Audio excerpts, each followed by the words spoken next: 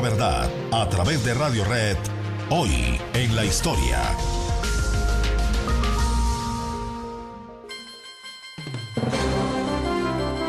En un día como hoy en la historia fue elegido presidente de Colombia Belisario Betancur, un personaje singular en nuestra historia, un hombre de un inmenso corazón, con una inmensa voluntad de servicio al país, discutido para muchos, para nosotros inclusive, porque su ubicación ideológica nunca fue la más sencilla.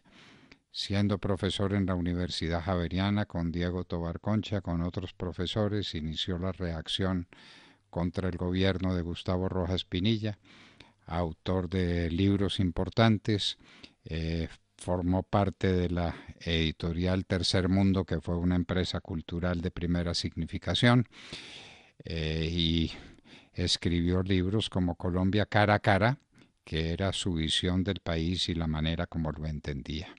Fue elegido presidente de la República en el año de 1982. Tuvo importantes desarrollos en materia de paz internacional, el famoso acuerdo de Contadora en Panamá. Esa intervención fue fundamental. Trabajó muy de cerca con el doctor Rodrigo Lloreda Caicedo, su canciller, que desarrolló una tarea extraordinaria. Fue su ministro de Hacienda un hombre tan importante como Hugo Palacios Mejía. Estuvimos de acuerdo o en desacuerdo con Belisario. Lo que no se puede negar es que fue un hombre consagrado al cumplimiento de sus deberes.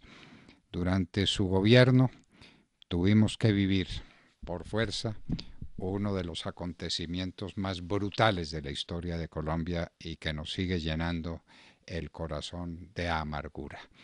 El ataque al Palacio de Justicia, 5 y 6 de noviembre del año de 1985, las hordas del M-19 debidamente armadas, organizadas y financiadas por Pablo Escobar.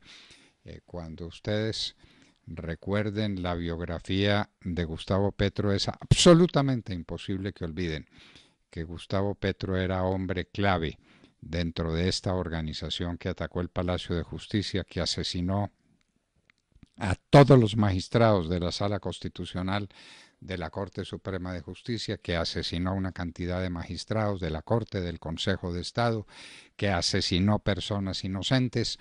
Y Gustavo Petro, ¿por qué no estaba ahí? Simplemente porque estaba preso. Pero nunca ha dicho una palabra en contra de la toma del Palacio de Justicia, nunca le ha pedido perdón a los colombianos. En cambio, cuando estuvo de alcalde de Bogotá, exaltó la figura y la memoria de esos héroes que arriesgaron su vida por la democracia asaltando el Palacio de Justicia. Palacio que estaba inerme a pesar de todas las amenazas, a pesar de todas las advertencias.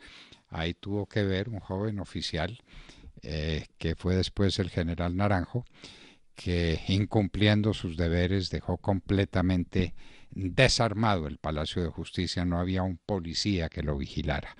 Entraron las hordas de la M-19, asesinaron a unos pobres vigilantes que tenían un revólver y nada más.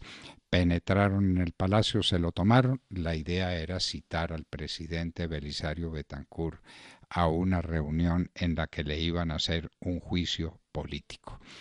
Las fuerzas militares, las fuerzas de policía, recuerdo era el doctor Delgado Mayarino, las fuerzas militares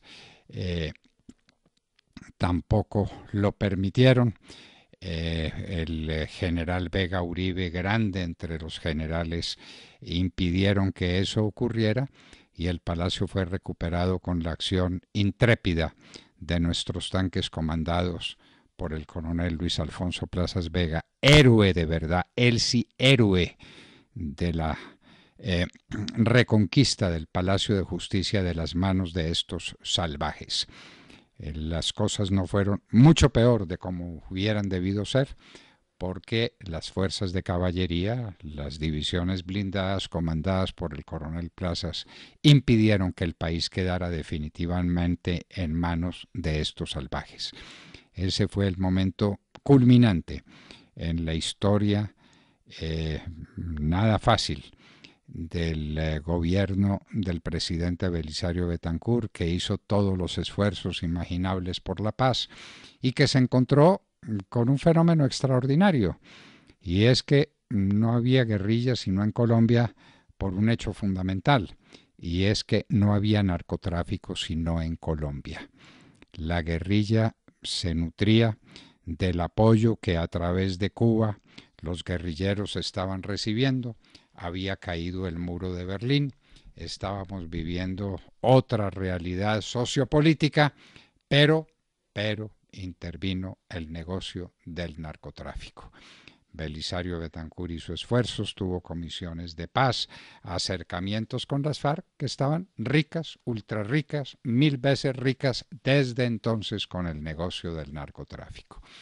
Belisario Betancur, él lo decía con su grande sentido del humor, estuvo también sirviendo en la Fundación Santillana, una grande organización cultural al servicio del país, que él no sabía si había sido buen presidente, que de lo que no tenía ninguna duda es que había sido un gran expresidente, porque fue un hombre discreto, porque nunca intervino en los asuntos de los presidentes posteriores y se dedicó al mundo apasionante de la cultura como la Fundación Santillana. Sin duda un grande hombre. Lo recuerdo cuando yo estaba moribundo después del atentado de que fui víctima. Allá estuvo el doctor Belisario Betancur acompañándome, tendiéndome su mano, y yo no había sido de sus seguidores más entusiastas. ¡Qué generosidad de ese ser humano! ¡Qué altura de miras! ¡Qué amor por Colombia! Belisario Betancur fue elegido presidente un día como hoy en el año de 1982. Hoy en la historia, en la hora de la verdad en Colombia, 9 de la mañana, 5 minutos.